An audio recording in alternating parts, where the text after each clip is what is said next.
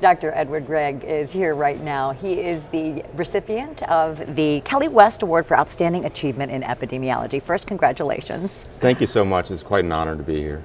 Your talk entitled The Changing Tides of the Diabetes Epidemic. So the question is, smooth sailing or troubled waters ahead?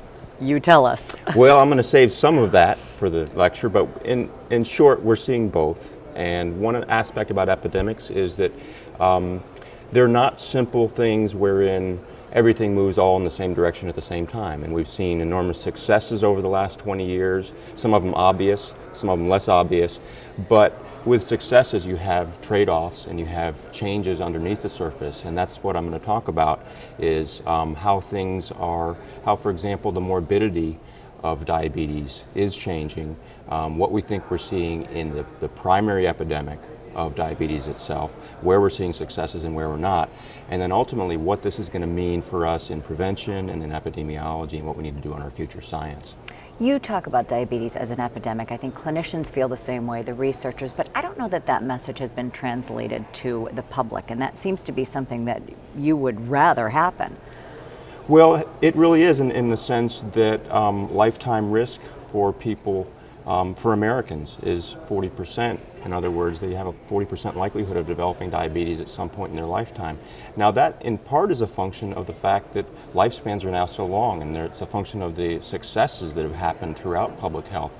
But what we're seeing with diabetes is that because we've made so much success in a lot of areas, we are essentially extending the amount of time that people are spending with diabetes, and this is bringing in an opportunity, unfortunately, for more and more and different sorts of morbidity, and this is going to change the way diabetes is in the future, and it's going to change the way we have to think about prevention and treatment.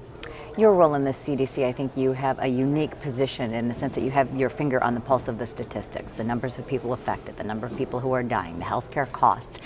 What are you most worried about? Well, I would say what we're most worried about is that this is a very diverse condition, and at any time when we think we're seeing success in an area, averages can hide diversity and they hide variation.